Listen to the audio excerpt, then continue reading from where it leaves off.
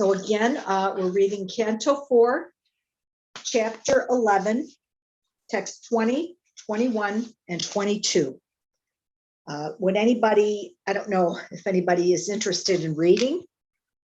If not, I'll start, and then maybe you can decide if you would like to read a verse or so.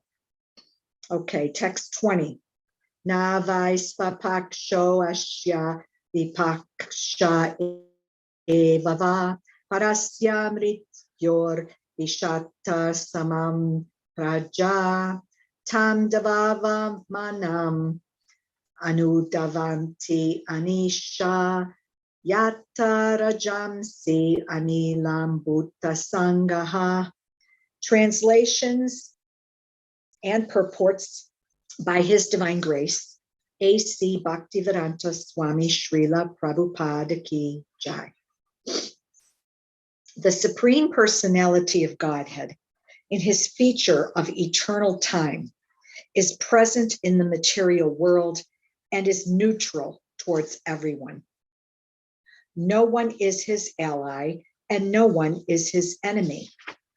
Within the jurisdiction of the time element, everyone enjoys or suffers the result of his own karma or fruitive activities. As when the wind blows, small particles of dust fly in the air. So, according to one's particular karma, one suffers or enjoys material life. Purport. Although the Supreme Personality of Godhead is the original cause of all causes, He is not responsible for anyone's material sufferings or enjoyment.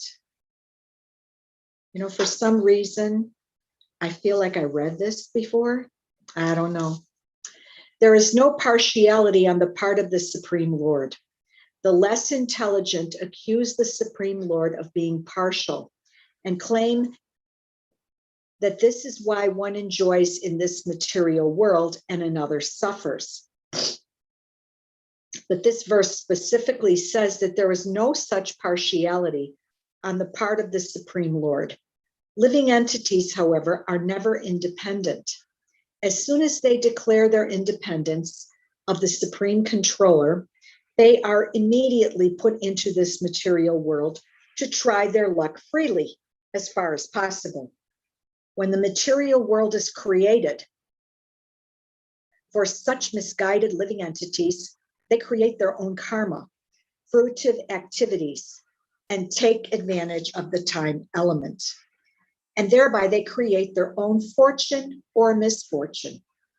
Everyone is created, everyone is maintained, and everyone is ultimately killed. As far as these three things are concerned, the Lord is equal to everyone. It is according to one's karma that one suffers and enjoys.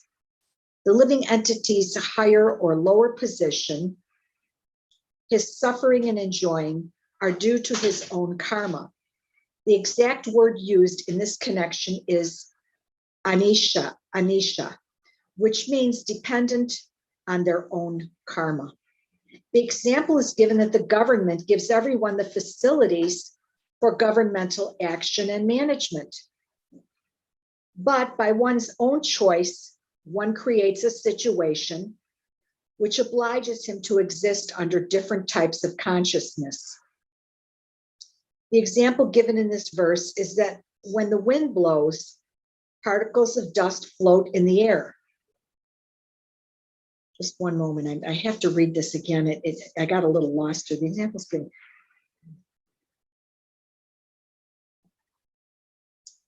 The example given in this verse is that when the wind blows, particles of dust float in the air. Gradually, lightning occurs, and then torrents of rain follow. And thus, the rainy season creates a situation of varieties in the forest. God is very kind. He gives everyone an equal chance. But by the resultant actions of one's own karma, one suffers or enjoys this material world. Okay. Would someone care to read text 21?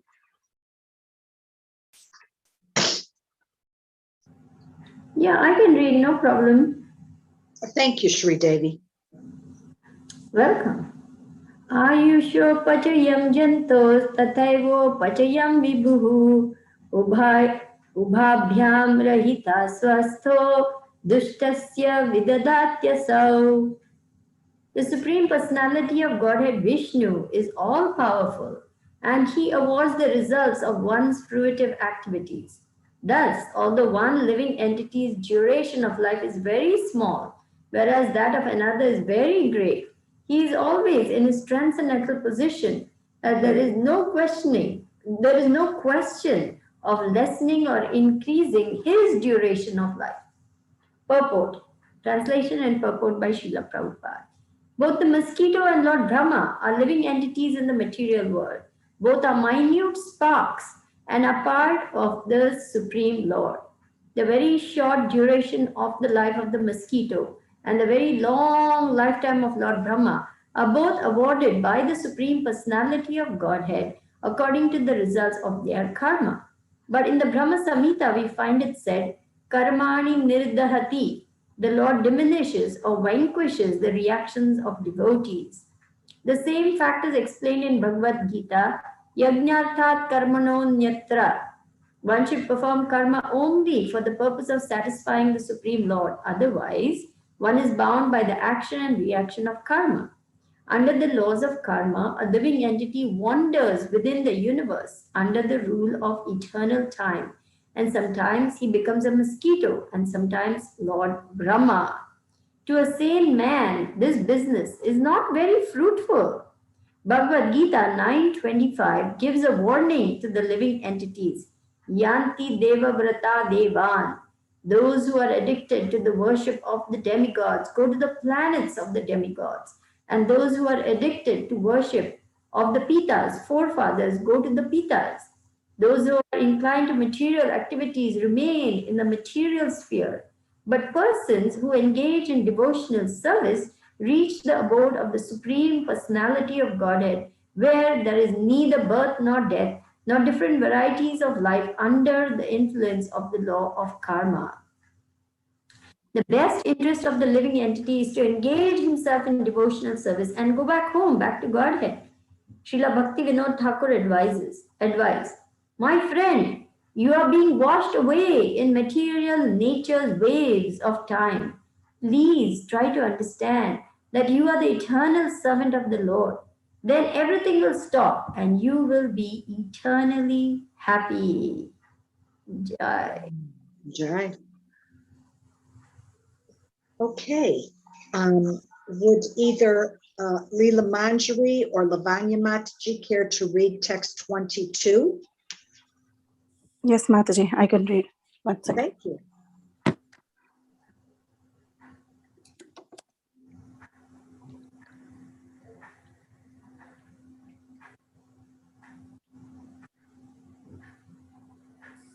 केचित् कर्म वद्यन्तेनं स्वभावम् अपरे नृपा एककालं परे दैवं पुंसः कामम् utare. Translation: differentiation among varieties of life and their suffering and enjoyment is explained by some to be the result of karma. Others say it is due to nature, others due to time, others due to fate, and still others say that it is due to desire. Purport: there are different types of philosophers: Mimamsakas, atheists, astronomers, sexualists, and so many other classifications of mental speculators. The real conclusion is that it is our work only that binds us within this material world in different varieties of life. How these varieties have sprung up is explained in the Vedas. It is due to the desire of the living entity. The living entity is not a dead stone. He has different varieties of desire or kama. The Vedas says, kamo karshit. The living entities are originally parts of the Lord, like sparks of a fire, but they have dropped to this material world attracted by a desire to lord it over nature. That is a fact. Every living entity is trying to lord it over the material resources to the best of his ability.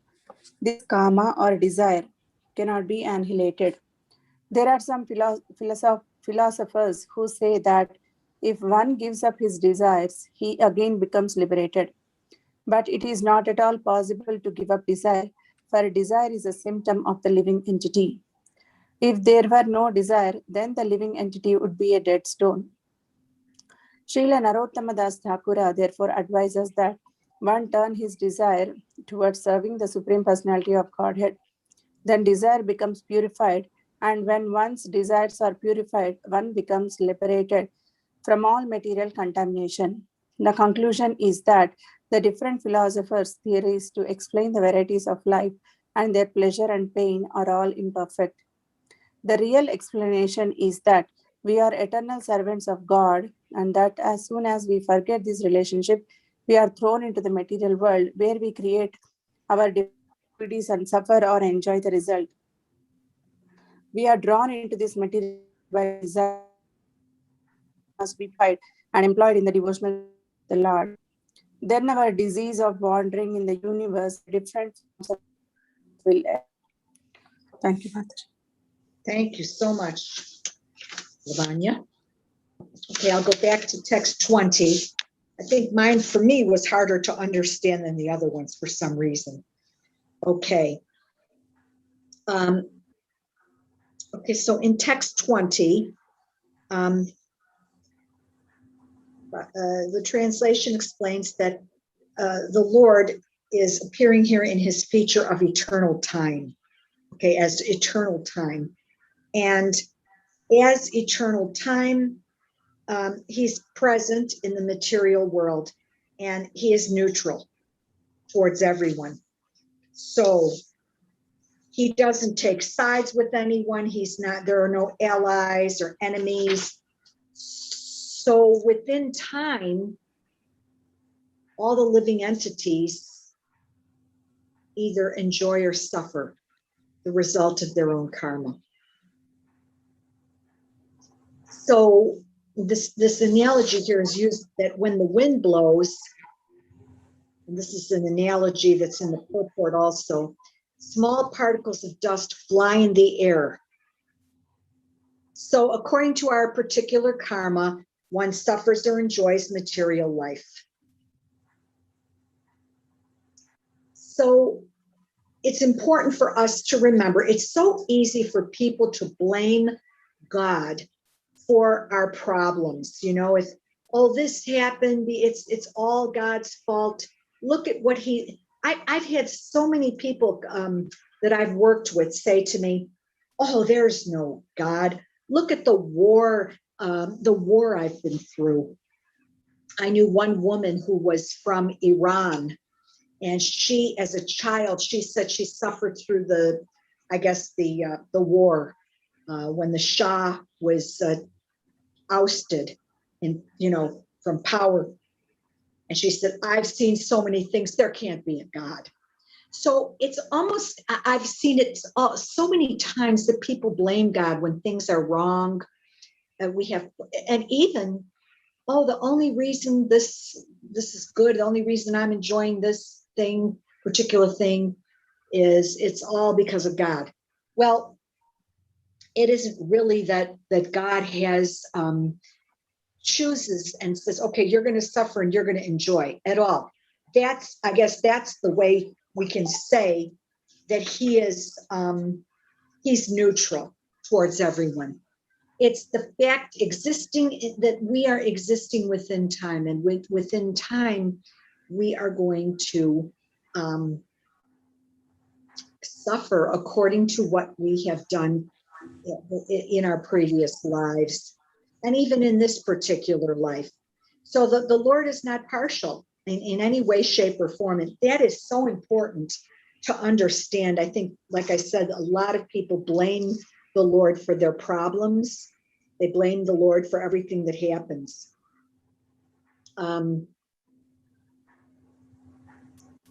Actually, we have to remember what our position is, okay, as living entities. We cannot be independent. We cannot say, I don't need God now, or I've never needed God. God, God has never, I've heard people say, what has God done for me? I would hear that quite a bit. And so we must remember that we are eternal servitors of the Lord. And once we know that position, we're not going to be blaming the Lord for what happens to us in this material world. Okay. And the Lord is so kind that he gives us the opportunity to enjoy according to what we want, according to our desire. And so that's this material world. And I've asked this question many times. This material world was created by the Lord, and it always existed, and it will always exist. Those living entities who want to enjoy separate from the Lord. Okay, this is very important to realize that this is only 1/4 of the totality of the Lord's creation. The other 3/4 of that totality is the spiritual world, where we don't have all these living entities suffering birth, death, disease, and old age. That doesn't, because our souls are completely spiritual and eternal. It is when we come within the space of time that we have to suffer for our own karma. And a lot of people don't understand that. In fact, it's something I've had to learn. And it really, when you think about it, the only logical explanation for why a lot of people have misfortune, or some have more misfortune than others. Okay. And so within time, we are all created, maintained on some level, and then we die. That's going to happen to every single one of us without exception. And it's just the degree to which one suffers within that maintenance time. Okay. And so the Lord, he cares about every living entity equally. He's not saying, I like you better than this one, or it doesn't matter. It's not the Lord's fault. It is our karma which determines whether we suffer or enjoy. And so to be dependent on one's own karma is anisha or anishaha, okay? So there's this analogy here, or an example. So the government gives everyone the same facilities, okay, for governmental action and management. But each person chooses and creates his own situation, which forces him to exist under different types of consciousness. And that is exactly what happens with us. So I still don't really understand this wind. The wind blows and particles of dust float in the air. Gradually lightning occurs, and then torrents of rain follow, and thus the rainy season creates a situation. Well, this is where we have all the varieties. This I can understand. So everybody, that his impartiality is that the Lord is very kind. He gives everyone the same chance, okay? But it's because of our own karma that we suffer or enjoy in this material world. So that's basically what is being said in the text 20.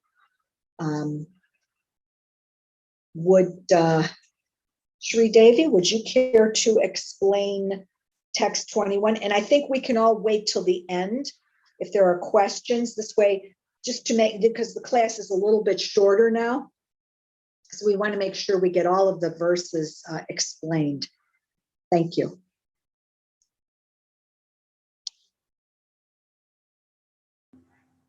Thank you. So text 21 is clearly explaining how the Lord is simply awarding the results of one's activities. He is not partial to anyone. He simply is arranging for the living entity to either enjoy or to suffer according to his pious or impious deeds. And he doesn't interfere with any living entity's free will, and it all depends on what that living entity chooses to do once he is within the material energy. Somebody could end up as a mosquito, somebody could end up as a Brahma. Somebody could be an ant, somebody could be an elephant, somebody could be a whale, somebody could be a plankton, minuscule little living entity in the sea. So we don't know how our karma is playing out because we cannot even remember. We have come into this material world so many million, zillion, trillion, billion lifetimes ago, and by our actions we produce a reaction. From that reaction comes another action which produces another reaction, and this has been going on. So we are so entangled in this network of action and reaction, which creates more and more karma for us. And so when that body is given up, according to our karma, we get the next body, and then the same chain of reaction continues. So this is how the living entity becomes completely covered by Maya and doesn't understand the Lord. It is only by some great good fortune. Brahmanda Bravite Kona Bhagyavan Jeev Guru Krishna Prasade Pai Bhakti Lata Beach. After wandering through millions of lifetimes in the cycle of birth and death, up and down, by some great good fortune, the living entity receives the seed of pure devotional service from the pure spiritual master. This is a very rare opportunity to go back home, back to Godhead. So, in this verse, it's being explained over here that a living entity may wander like this for millions of lifetimes. Eternally this wheel, this cycle of birth, death, annihilation is going on. Because this material world, it has a duration, then it's again wound up in Mahavishnu. Then again it is sent forth, and again manifestation takes place. And again after a particular millennium of Manu is over, again it is wound up. So this has been going on since time immemorial. And so Krishna, not wanting the living entity to keep rotating again and again in the cycle of birth and death, he's clearly telling us how to come back to him. He says, you just worship me. Don't get sidetracked. Don't get distracted. Don't try to get yourself entangled again. In 925, this verse is there, Yanti Deva Vrata Devan, and goes on to explain about those who worship demigods will go to demigods, those who worship pitas will go to the ancestors, those who worship ghosts and hobgoblins will go to that planet, and those who worship me will come back to me. So Krishna is saying, why you want to waste your time over here? Why you want to keep rotating in the cycle of birth and death? Even if you have a very long lifespan like Brahma, you will ultimately have to die and take birth again. So instead of that, why don't you just come back home and live happily ever after? You will be eternally happy. That's the last 4 words or 5 words over here. So Krishna doesn't want us to rotate in the cycle of birth and death, but we are so stubborn, we are so recalcitrant, so to speak. We do not want to obey the laws of God. We do not want to be, obedient children of God. We want to rebel against God, and that is why we are sent over here. And then we continue to be rebellious and more rebellious and more rebellious, and then the cycle never ends like that. But somehow, by some good fortune, if one comes across the lotus feet of the pure spiritual master, then we get the seed of Bhakti Lata Bij, we get the seed of devotional service. And then by carefully cultivating that creeper of devotional service, by the hearing and chanting and remembering and worshipping and all these processes of devotional service, that creeper is nourished very nicely, and then We can go back home. Like Bhaktivinoda Thakur says, you are being washed away in material waves of time. Please try to understand that you are the eternal servant of the Lord. Then this whole cycle will stop and you will be eternally happy. So I'll just keep it short and sweet because even Lavanya has to speak. Thank you. Thank you very much, Sri Devi. Mataji's, can anyone summarize my verse also? I'm a little bit tired, Mataji. I didn't focus much today.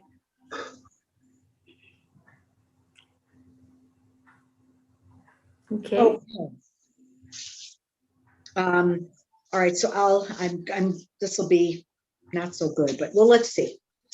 So we want to talk in this next text. The translation talks about the differentiation that we find in life. We find so many different varieties of life, and the fact that some suffer more than others, or just some enjoy their suffering and their enjoyment, it's explained by the result of karma. And some people say, oh, no, it's not karma. It's nature. Oh, no, it's time. Others say, oh, it's fate. And some say it's the desire. So all people, many different living entities, and especially,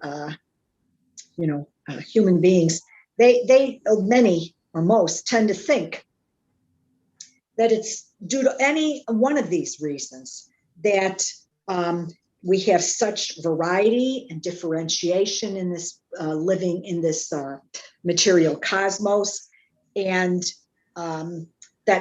this is all. Many people have different reasons for saying, "Oh, this is why people suffer. Oh, this is why people enjoy." And all of them that talk this way, it's explained. Prabhupada explains there are so many different kinds of philosophers. So they have all these different ways to explain the reasons for what goes on. Some are called mimamsakas, atheists, astronomers, sexualists, etc. They're all mental speculators in the end, okay? And so, because all of the work, any and all of the work that we perform in the material world binds us. The only time it will not bind us is when this work is done for the Supreme Personality of Godhead. Otherwise, all other work that we perform will bind us within time, within this space and time, and we'll have to keep taking birth and death, going, doing the four things. Anyway, so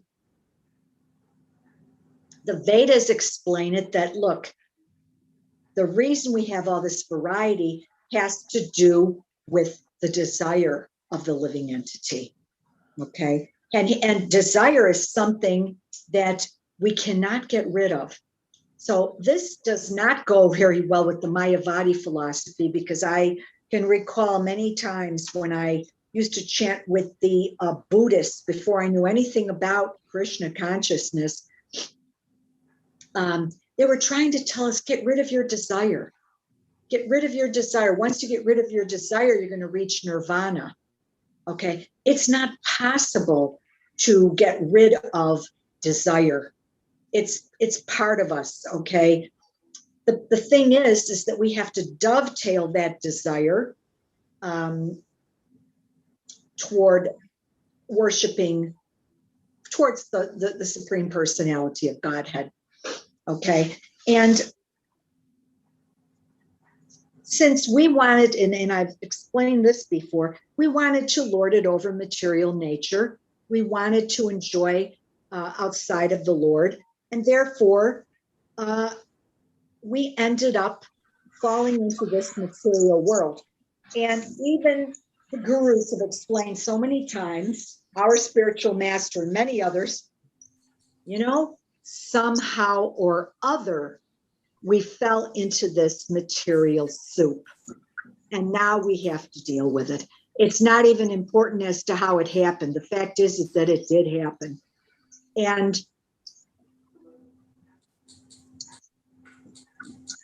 once again, since we cannot annihilate our desire. So kama is desire, and you can't give it up. Now it says here, some philosophers say that if one gives up his desires, he again becomes liberated. And once again, I thought that was so crazy. Could you imagine